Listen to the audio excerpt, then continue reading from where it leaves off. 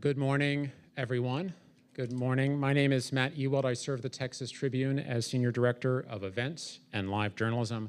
Welcome to those joining us in person here at the Tribune studio, and those joining us online for our program today with Chancellor John Sharp, titled Reflections on 4 Decades of Texas Higher Education and Politics.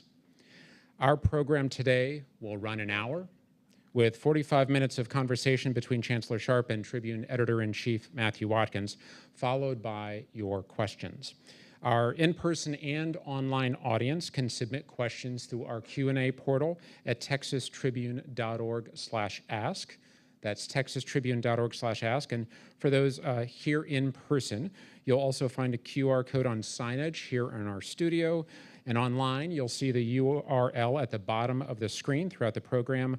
We also have note cards. If you'd prefer to write your question down for us, just flag me during the conversation. A note that today's conversation is eligible for continuing professional education credits for Texas educators through the Association of Texas Professional Educators.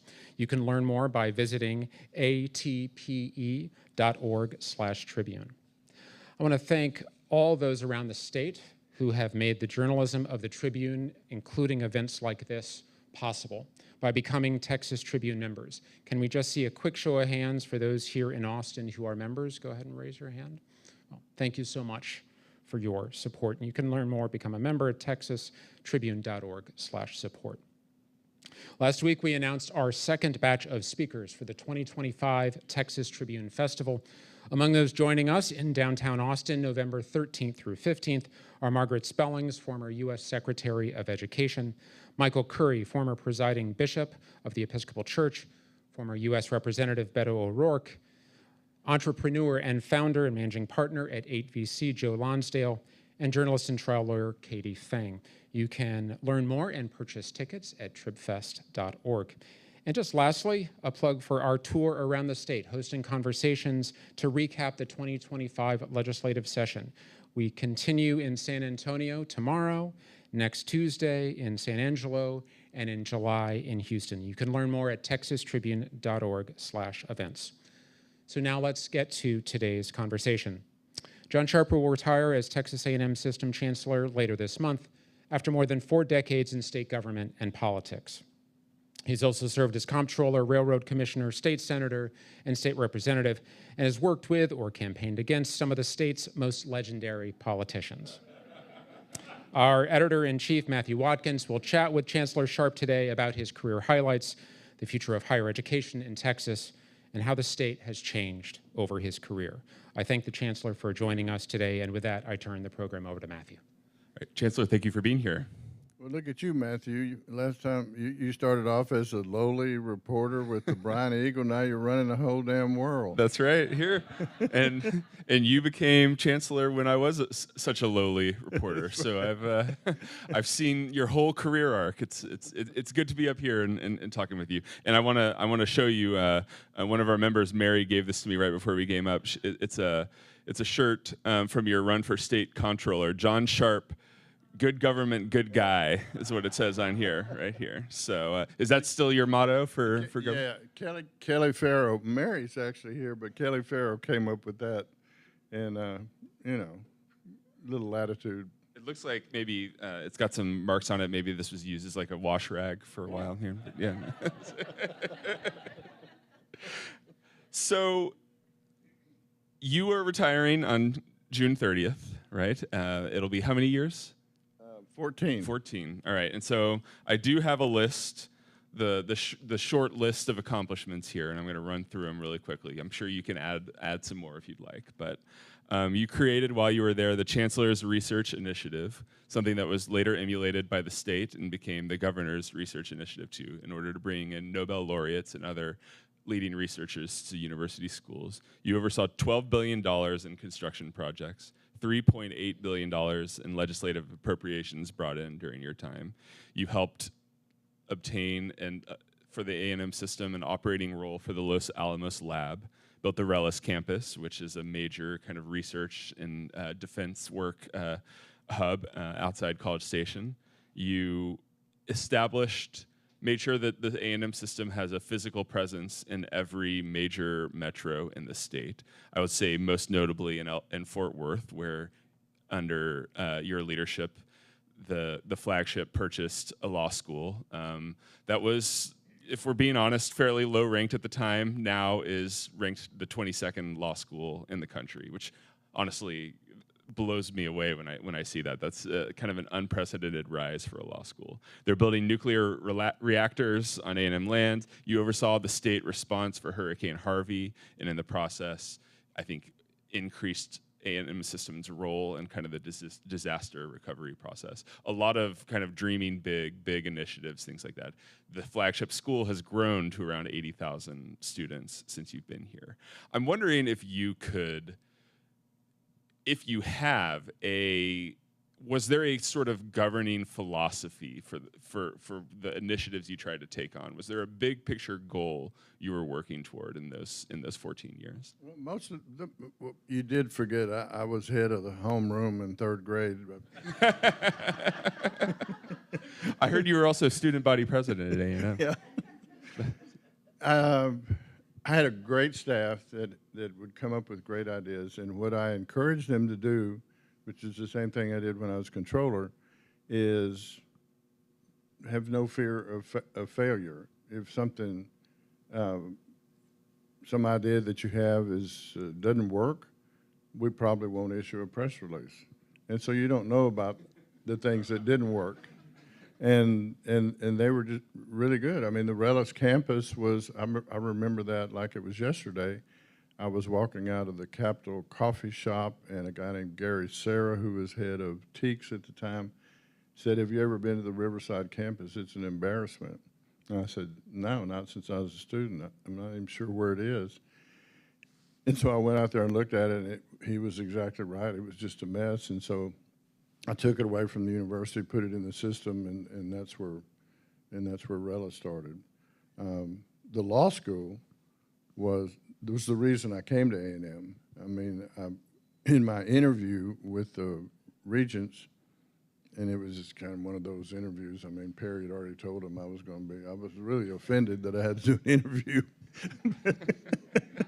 But anyway, I told him, I said, I'm going to be there 3 years. I want to get to law school because I'm sick and tired of Aggies not being in the legislature. And I thought that it was an easy path. And if I can't do it in 3 years, it can't be done. And so we got to law school in about 8 months, something like that, bought it from Texas Wesleyan. And that law school has risen faster in the rankings than any law school in the history of the United States. And within 5 years, I think it'd be the #1 law school in the state of Texas, at least. And it's just a really good place. And then the other things just started building. I would encourage my folks,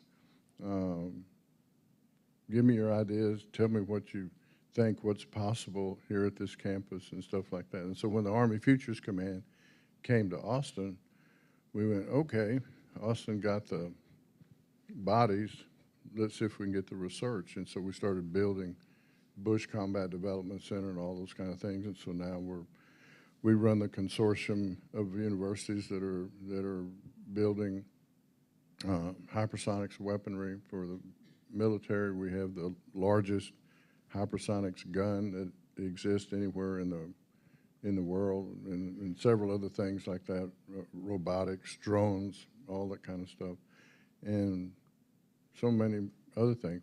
But you're right about the cities.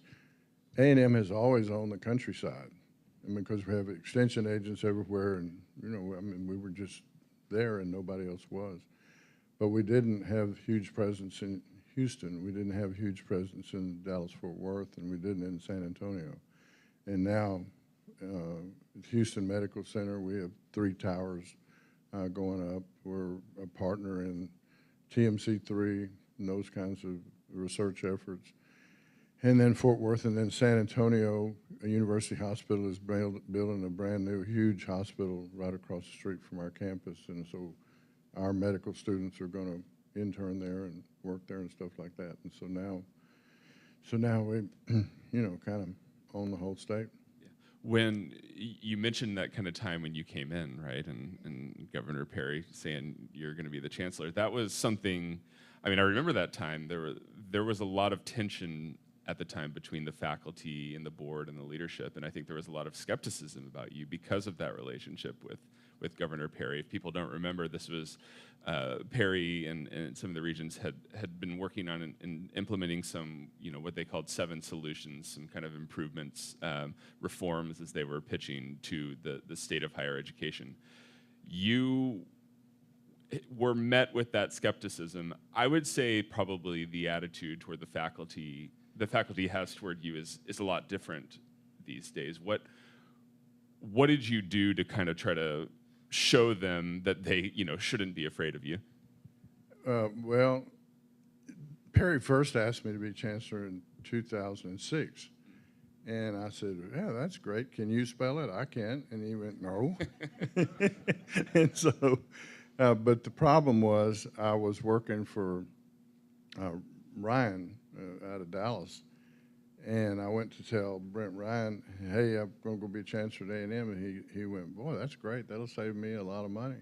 And I said, how does that save you a lot of money? I said, well, he said, your stock hasn't vested yet, and so it's going to cost you a little over $10 million to take this job. And I called Perry back and said, I ain't ready for this yet.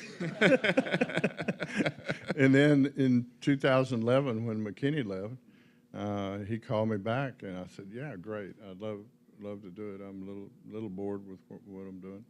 And so that's how I got there. But to answer your question, the board had put a guy who, after this, was a good friend of mine, and no disparagement to him.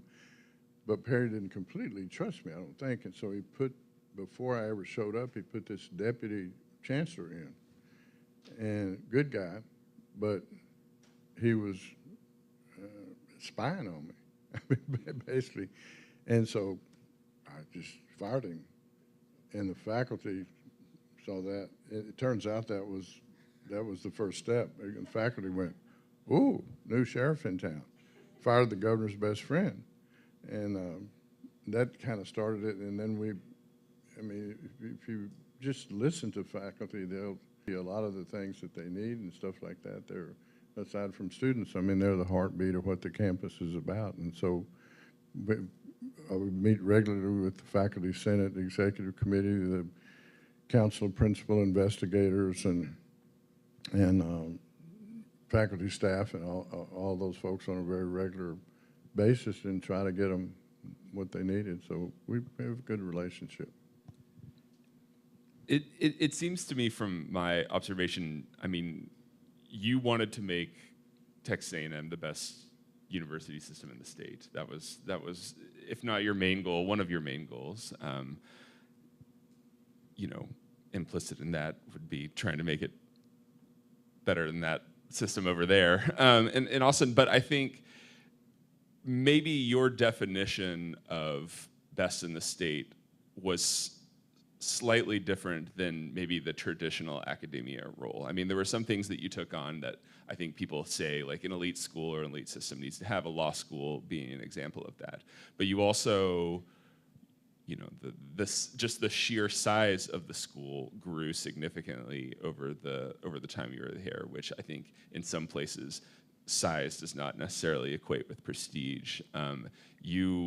You seemed to really want to align it with kind of the goals and the needs of the state, as opposed to necessarily what might draw rankings or membership in exclusive clubs or anything like that. That's a long wind-up to sort of ask you, I mean, what does success look like to you for a system like A&M? Kind of sort of being the #1 university in the state. I mean, look, as an example, you mentioned the Chancellor's Research Initiative. We basically diverted a bunch of oil money to recruit National Academy members. In 2011, we had 11 at Texas A&M. I think University of Texas had 61, if I recall, in 2011. So we spent, I guess in this 14 years, over $200 million recruiting folks. And that's not paying them to come. Basically, you have a professor at MIT that says, hey, I need a lab. They won't build me a lab here. Will you build me a lab? Yeah, okay, I'll come, and stuff like that. And so now we have about 62 National Academy members. I think UT has 67, 68 or something like that. And that really seriously impacted research. So our research, I think when I got there, was between $500–600 million of research. It's now 1.4 billion in research, something like that. Our engineering, A&M engineering research, just did something this last spring that had never been done before, and that is passed. No university had ever passed MIT in engineering research. Now A&M is #1 in engineering research, and MIT is #2, just as an example of the kind of impact those kinds of people have on a university. But it's to be, just to be the best in everything that you can do. The biggest compliment I ever got in 14 years was about a year ago from Sam Torn, who's one of our regents, and he was almost a classmate of mine. He was a Yale leader at A&M. And he asked me the same question you did after I announced I was leaving. And he said, what's your biggest accomplishment? And I said, well, law school. And I started naming several things. And he said, no, that's not it. He said, we and the rest of Texas think differently about A&M now than we did 14 years ago. And that's the biggest compliment anybody's ever given me, because it's true. I mean, we run Los Alamos National Lab. There's so many things that we're involved in, and the research has just become huge. Close to 12th, 13th in the nation, something like that. And that just it's been a really fun ride. I really enjoyed it. But then all of a sudden I looked down and went, what? I've been here 13 years, and I promised 3, and I'm not going to put Bermuda shorts on and black socks and play golf. I'm going to do something else, but it was a lot of fun. How has the job changed over this time? Does it feel like it's different now than it was 13 years ago? When I showed up, I had to get a GPS to find my office, first of all. I mean, literally, it was stuck way out in the woods. Somebody decided to move it way out there. And the CFO for the system was also the CFO for the university. And she'd drop by about once a week, say hi to everybody. The public relations guy for the system was the main public relations guy for the university. And he'd come by about once a week to do stuff. I mean, it was a skeleton. I mean, it was just, it was almost, seemed to me be almost irrelevant. And so we moved it closer to campus, sent those folks back to A&M, put our own people, and built the staff, brought Billy Hamilton and several others over there, and it's very different. I mean, it's not close to what it was when I got there. It also seems like the political climate has maybe become more challenging. I mean, there are a lot of different constituencies that you, as a university administrator, are dealing with, whether it's the Board of Regents appointed by a Republican governor, a very conservative legislature, a faculty that is maybe a little bit more on the left politically, a student body that's much younger, has different priorities and different needs. Has that become harder at all? Yeah, well, I mean, everything is changing in that regard, but you have to understand something about A&M. A&M, there's this company called Niche Rankings. I don't know if you ever heard of it, but basically it's a very large company that ranks, it's a service for parents, and it tells you, is this university conservative, is this university liberal, is this university have academics, and a whole myriad of questions and stuff like that. And on the question of conservative, It ranks number 2 of all public universities in the nation. Utah State, it consistently ranks number 1. Texas A&M consistently ranks number 2. And I think probably one of the reasons for that is, you know, a third of the school is engineering. We have 25,000 engineering students out of 78,000 students. Not a lot of liberal engineers. Another big chunk of it is agriculture, and not a lot of liberal ag folks. You know, if they're in liberal arts and stuff like that, and that's in a business school and stuff like that. And so, I think that's probably part of it. I think I think the Corps of Cadets plays a really big role in the culture of A&M. I mean, there are only 2,500 kids, but the Corps sort of mixes the Kool-Aid, but everybody drinks it. You know, it's one of those kind of deals, and it's a very conservative student body. I get a kick out of watching a couple of legislators, you know, pick out one faculty member that's too liberal. Like you wouldn't have them with thousands of faculty members. Oh, I mean, who's he kidding? I mean, then anybody in the state that believes that Texas A&M is a liberal institution, except that guy. But I mean, that some of those things that, you know, have been pointed out have spurred a reaction from the board and from the lawmakers. I mean, that is something you have to contend with, right? Yeah. That. Yeah. What? It's not hard. Okay. How do you deal with it? Just to blame it on the president.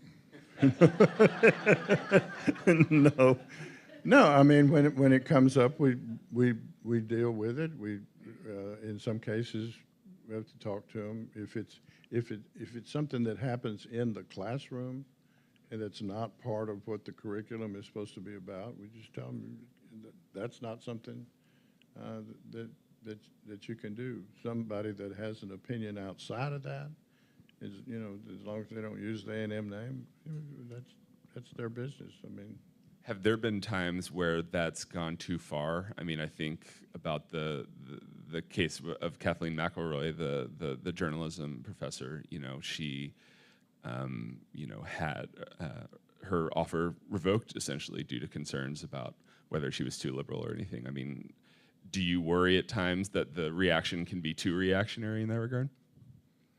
No, I mean that was just a, I don't know what Kathy was thinking about when she was telling the faculty one thing and telling this lady something else. That was a mistake that she, you know, freely admits to.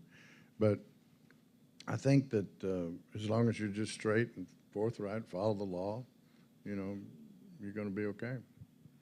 When you will be, you know, your successor will be also a former comptroller. Again, like moving into a different climate than when you were chancellor, a different.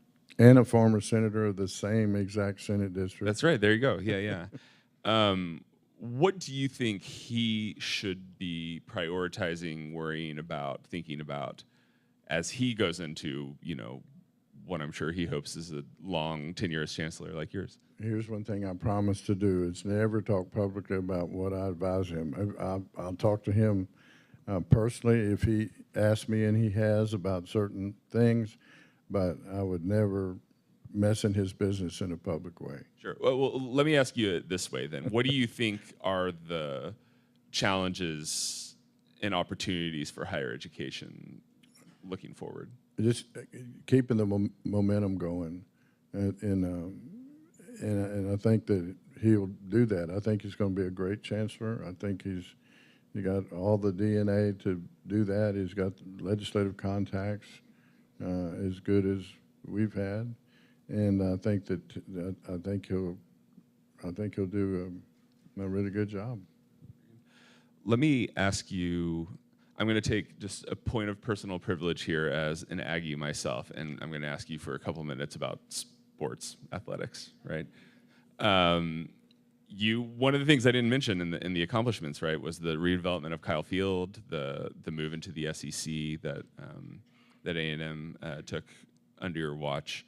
The profile of A&M athletics has grown significantly during the time that you've been there. The investment has grown significantly in the time they've been there.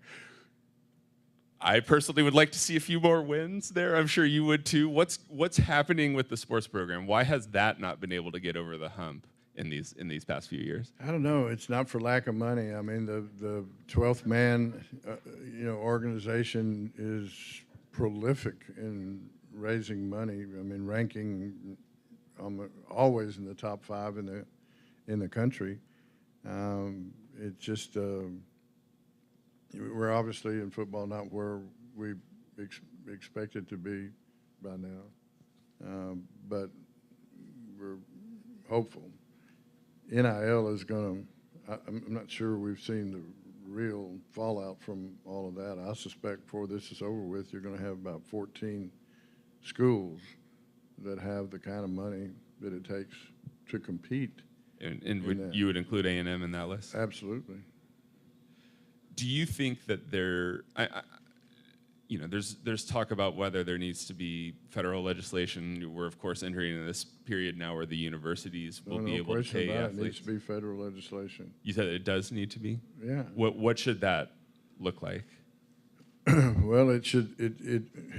I'd almost settle for anything as long as everybody had to abide by the same rules. But if you have, if you go into, I mean, every state changes their NIL rules to outdo another state. Louisiana will change their rules, then we'll come back to the legislature as we did this last time and change the rules for Texas, and then the next time Ohio State's legislature will do something.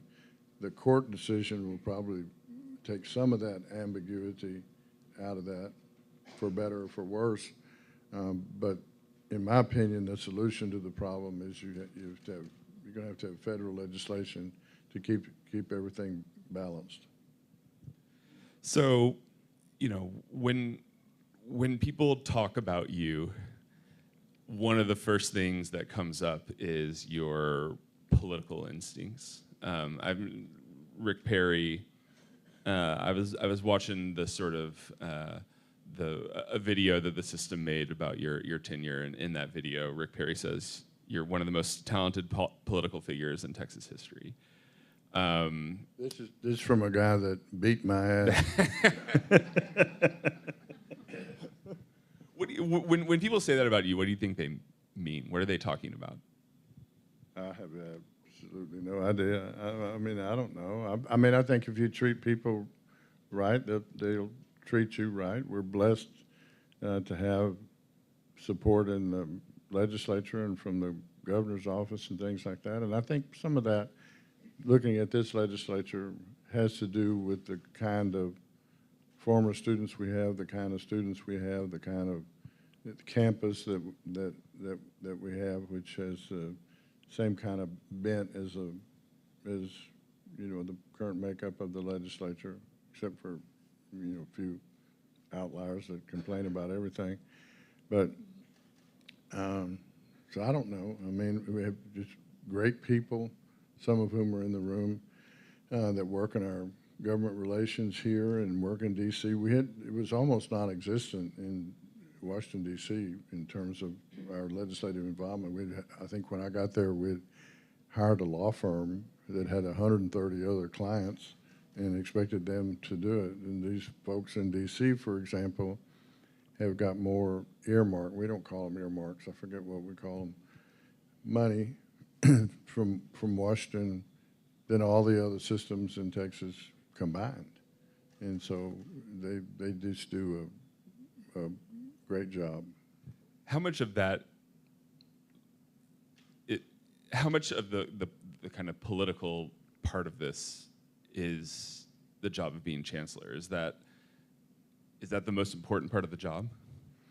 Well, you can have all the great ideas you want if you don't have the money to pay for it. It's just an idea, and so you have to have both of them. I mean, tell my staff, back to what we were talking about before, just throw it against the wall, and you won't be penalized for something that doesn't stick. But if it does stick, we'll make something great about it. And so, whether it's nuclear things, in July, I mean, Bobby Gutierrez and Mayor Bryan sitting out here, and he's probably been one of the most integral people along with us in bringing to Bryan, unfortunately, about the middle of July, when I won't be there, something that will just change the face of Brazos County. I mean, it's a $12 to $15 billion semiconductor project. But those kinds of things were pipe dreams until somebody brought that company to Rellis and said, you want to be next to, you know, the largest engineering school in the country? You want to be next to, you know, Bush Combat Development Center? You want this land to build your facility on and stuff like that? And I think they looked at it and said, that's where we want to be. It seems like you've had a lot of fun in this job. Would that be accurate to say? Yeah. What's been the most fun moment or part of it to you?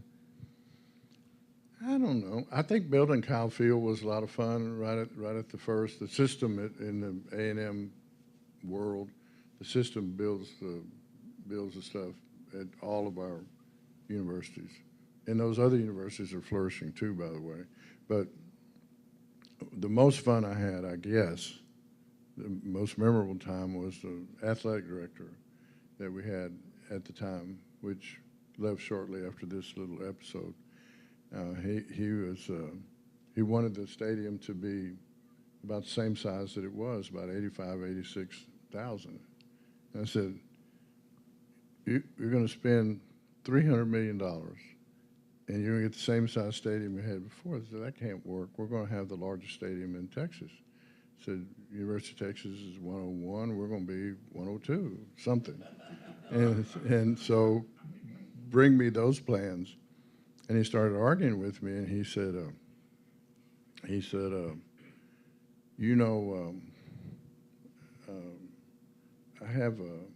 I've been doing this for a long time. I've been building stadiums for my entire life. And I said, well, let me tell you what I've been doing a long time. Counting votes. And you ain't friggin' got them.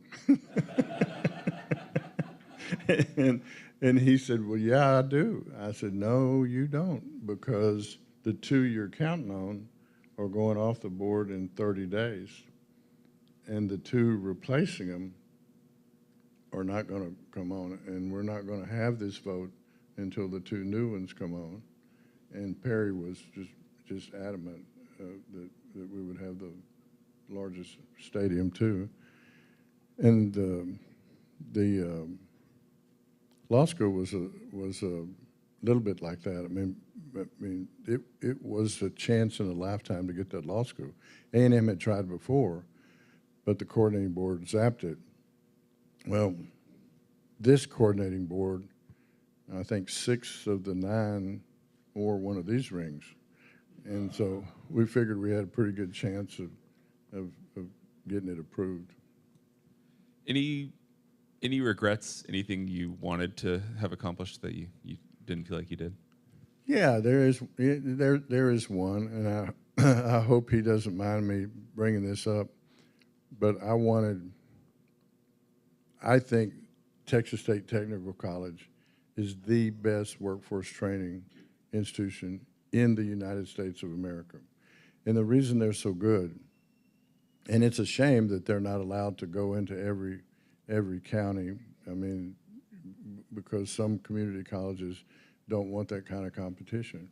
But this is a very different breed of cat. I mean, these guys will go in and say, you want somebody to make XYZ widgets? We'll find somebody that's an expert in that and train them up, and then that person will go away and we'll train somebody else. I mean, they're just the best in the world. They get paid by the legislature based on the salaries of their students. So if their students don't make any money or if they're not hired, They don't get any money for that student. They basically do it for free. It's a great model and a great organization. It was originally in the A&M system, and Earl Rudder got rid of it and spun it off, and I wanted it back in the system, and we were talking about that. But when I went to him and said, I'm going to announce my retirement in a couple of months, he went, I don't know.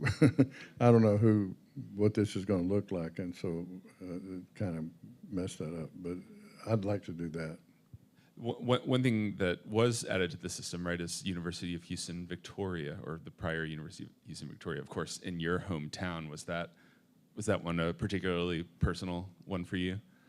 Well, that was something people in Victoria have been working on for a long time. I mean, before I was chancellor, I was working with A&M trying to get renewed to give it up. Ken Hance was also trying to get it for Texas Tech at the time, and I always thought we were a better fit. When we created, and I sponsored the bill, was a legislator, created University of Houston Victoria. I went to A&M first and said, would you take it? And at the time they weren't interested in it. But I think that I'm real excited about that. They're going to put engineering down there. They're going to put agriculture and some things that are not currently being offered. And it's our 12th school, 12th man, 12th school. There you go. So. Very nice. So I believe the history, the lore, right? The story is that back when you were, I think, comptroller, you were offered the U.S. Senate seat by Ann Richards, right? And you turned it down. I think in part, correct me if I'm wrong here, in part because you wouldn't change your position on abortion, right? Is that am I saying that right? No, that's not why. Okay. Tell me why. I give you, since Richards has passed, I will give you this story. Okay, look great. Here we go. So, Ann, and I love her to death, but she called me up to the mansion and she said, I want you to let me appoint you to the Senate to replace Benson, because Benson had become Treasury Secretary. And she handed me 4 pages of legislation and how I was to vote on each one of those pages of legislation. And I said, well, it sounds to me like you need to appoint yourself. and so I just said, hey, I ain't gonna do that. You know, I would embarrass, because if I give you my word, I'm gonna stick to it. And I'm not gonna give you my word on that stuff, because there was some stuff in there that I just absolutely was on the other side of her. Ann was more moderate, more liberal than I was. And so that, we left, remained good friends until she passed away. But I told her, I said, if I take this, I'm going to take it under the deal that I know I'm lying to you, because I'm going to do it, and I don't want to do that. And so that's really what happened there. One of the big stories, right? You and Rick Perry both started out as Democrats, obviously, and he switched parties. There were, of course, efforts to get you to switch parties too. You never did. Why? You know why? It was South Texas. My refuge was always South Texas. When I'd get in a really crappy mood, my staff would cancel everything in the rest of Texas during the campaign and just send me to South Texas. They would make stuff up for South Texas, and Billy Leo would have a deal somewhere, and Edgar Ruiz, whose son is in the audience, by the way, would have a deal and whatever, and it was just, that was my happy place. Still is, quite frankly, which is why we have the campus in McAllen. And I knew how disappointed those guys would be if I did that. They would really have felt betrayed, and I didn't do it. For my own personal interest, I should have done it. The Republican Executive Committee, after our performance review deals back in '91, you know, extended a formal invitation for me to come, and looking back on it now, if I'd have done that, it would have been a different story. I mean, are you, you know, South Texas has changed a lot politically in recent years, has, if not moved Republican, at least become more competitive. I mean, do you still view yourself as a Democrat? I pretty much dislike both parties. I think that I think Thomas Jefferson was probably right when he said the partisan politics will be the death of the country, and you have, particularly in Washington, people who care more about the party than they do the country, and that is Democrats are just as guilty as the Republicans are, and they have created an absolute mess in that process. And so I think maybe pox on both houses is deal, except when I'm asking for money, and then I'm. Do you feel that state politics have gone that same direction? Well, state politics, when I entered it, we didn't know who was Democrat or who was Republican. I mean, nobody even asked the question. I didn't know Tom Craddock was a Republican until the second session of the legislature. I just know he wasn't there very much. but I mean, it was just not something anybody talked about. It was all about the state, and it was all about, you know, this, and then all of a sudden everything got partisan. And I think that has to do with redistricting. What happens in redistricting, like, so I'm a senator, and I've got Buster Brown on my east end or something like that, and Buster maybe calls me and says, hey, would you like to have this precinct? It's solid Democrat, and I really want to get rid of it. And I said, yeah, would you like to have, you know, this country club area and stuff like that? And so you get to where you have 60, 70, 80% Republican districts and Democratic districts. And so anybody that has any sense knows your next real election is the primary, because nobody can beat you in the fall. So forget about that. It doesn't matter. It's the primary that matters. And as the primaries get more liberal or more conservative, depending on the bent, it just drives everything further and further apart. The real elections for 80% or more of the legislature and the Congress in virtually every state is the fall doesn't matter. You know, maybe in the House of Representatives, 10 people, at the most 15, you know, have you know, could possibly have competitive races in the fall, but the rest are primaries, everything. Do you think that makes it harder to govern? I mean, do you Absolutely. worry? Is it possible to have that I don't care what party you're in attitude anymore? It depends on the personalities. I mean, it wouldn't be for me, because it just doesn't. That's not something I would give anybody credit or blame for being in a party. I just never talked about that much. But yeah, I think there are enough to where, I mean, the problem is, you know, in Washington D.C., you can't even, a Democrat and a Republican get caught at dinner together, and somebody reports it to, you know, the leadership, and you get called in and says, why are you having dinner with a Democrat? We saw you at a restaurant with a Democrat. I mean, how absolutely, totally ridiculous is that? And that's starting to spread, you know, all over the country. I mean, it's just not, that's not a recipe for good government. I mean, Ronald Reagan and Tip O'Neill were pretty close to best friends, but their ideology was very much different. But Reagan himself would say, hey, this is the guy that I respect, and could, we didn't have to agree, but we worked out our differences best we could. So you mentioned you don't want to put on blue shorts and black socks and play golf, which actually I would maybe recommend you reconsider. I mean, that sounds like a pretty nice life retirement there. But what are you going to do? What are your next steps then? Jack Martin and I are going to start a consulting company here in Austin and consult. All right. Whatever that is. Excellent. Very good. And then one last question, which is Tim told me that I needed to ask you this: is what happened to your head right here?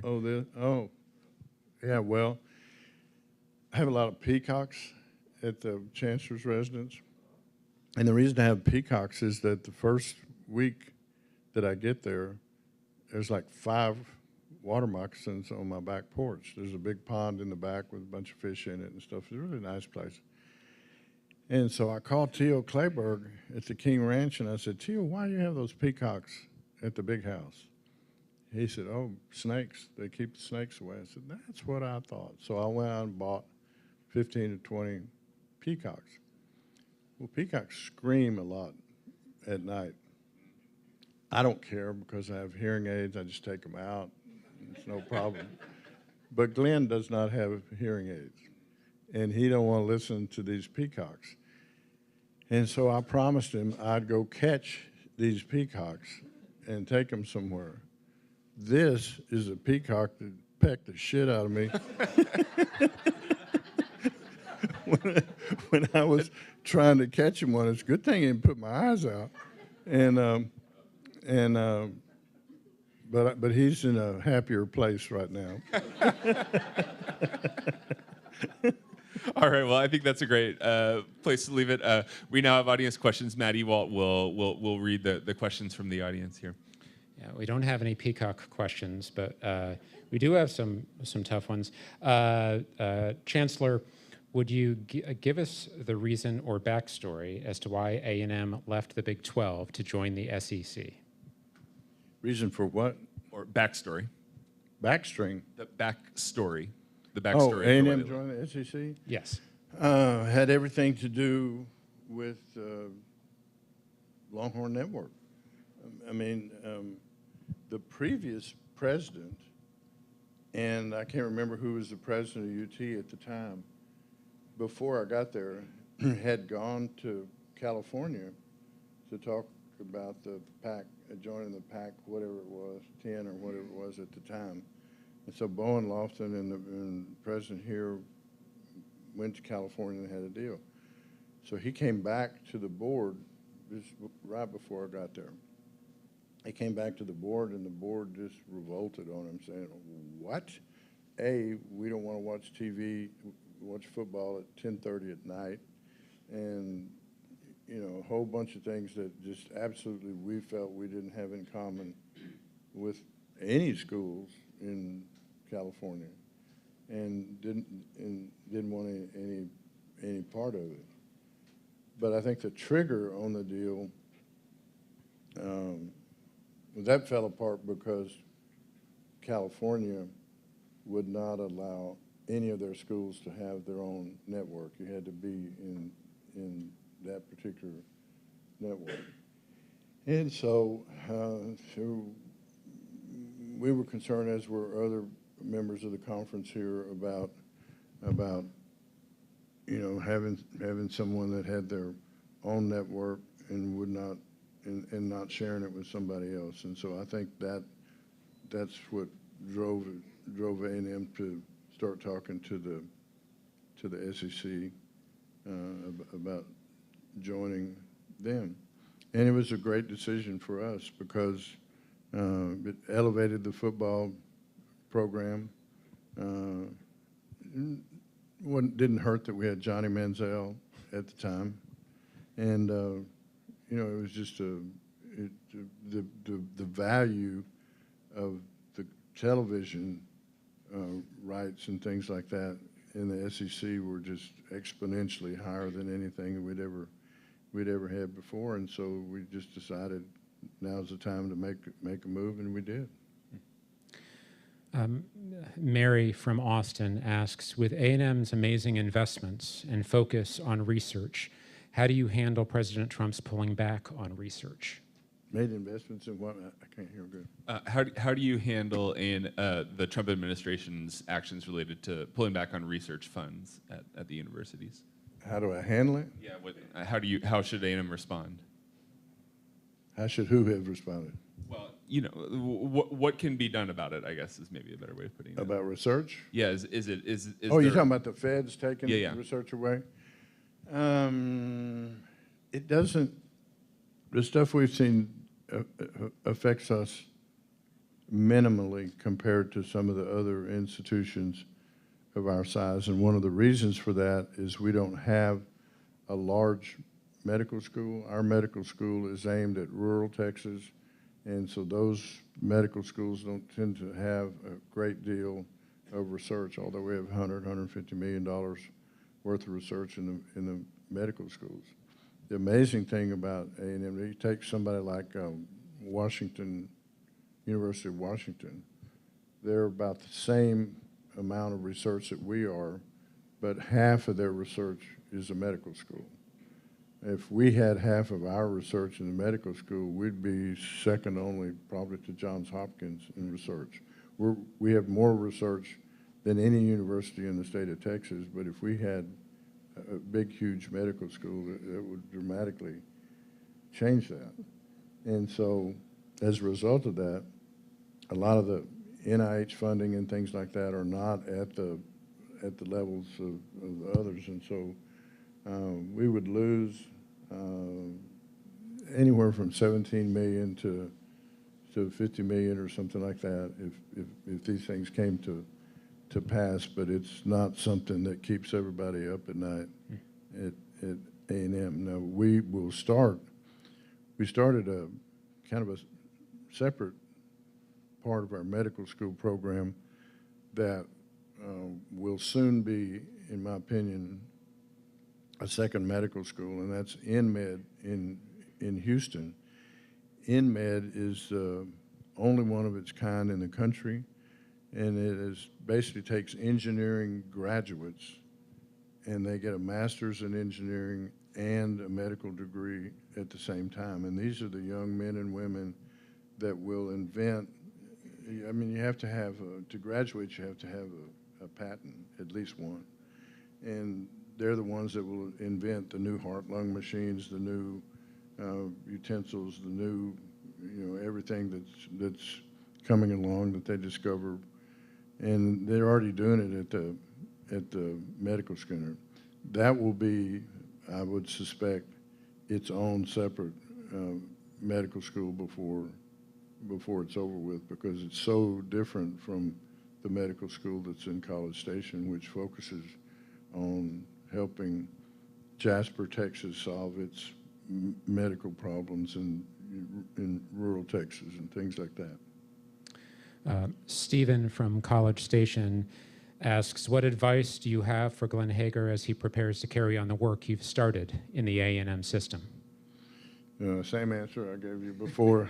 I won't give him any advice publicly. There you go.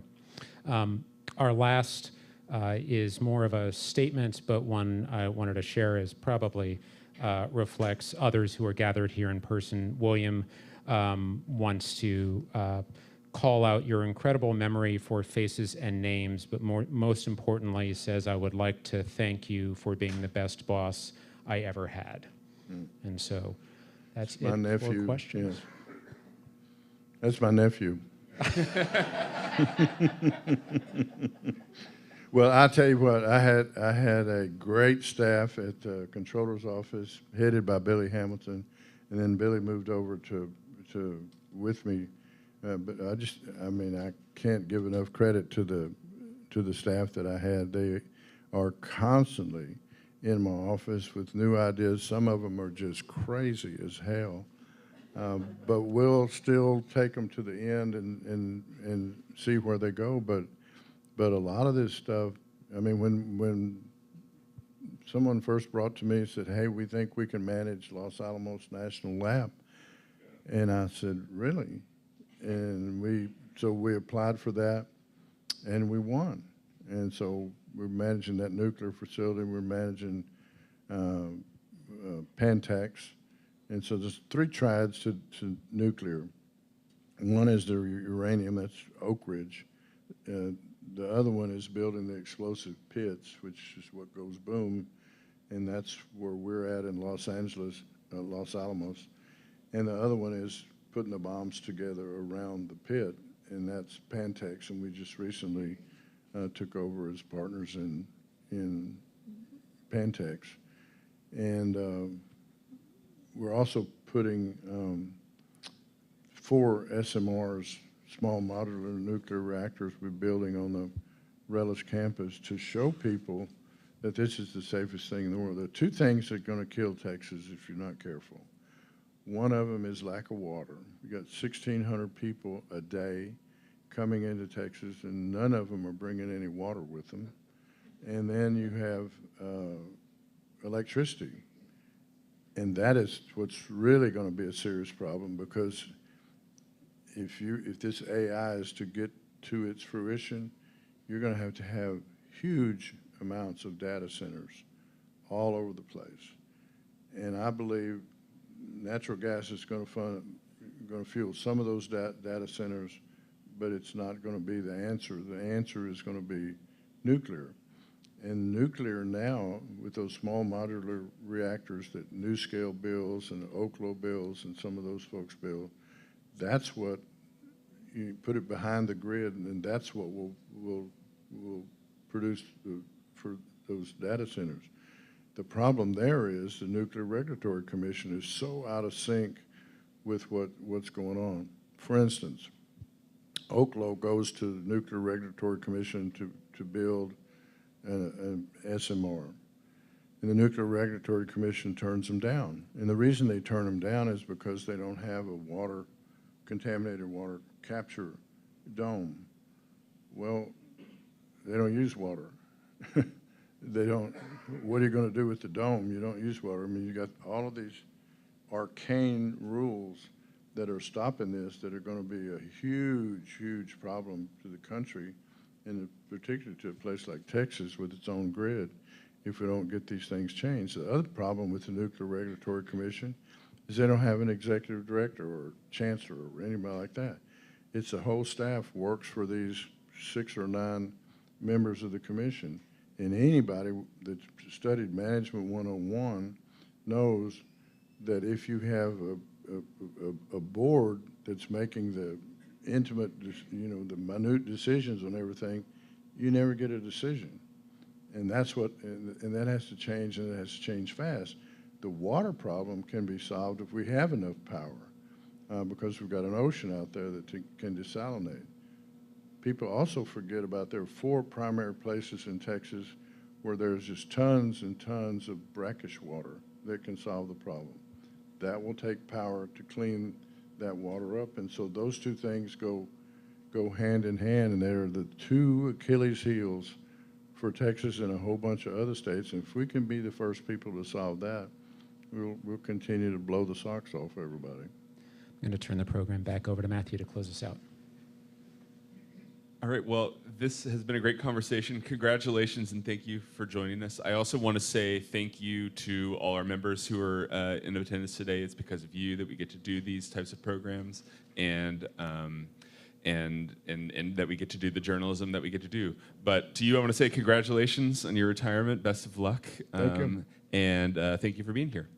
Thank you, and congratulations to you. I mean, here, that little Matthew Watkins sitting over here as a reporter, all of a sudden running the whole damn Texas Tribune. That's good stuff, Matthew. I appreciate it. Yeah, thank you.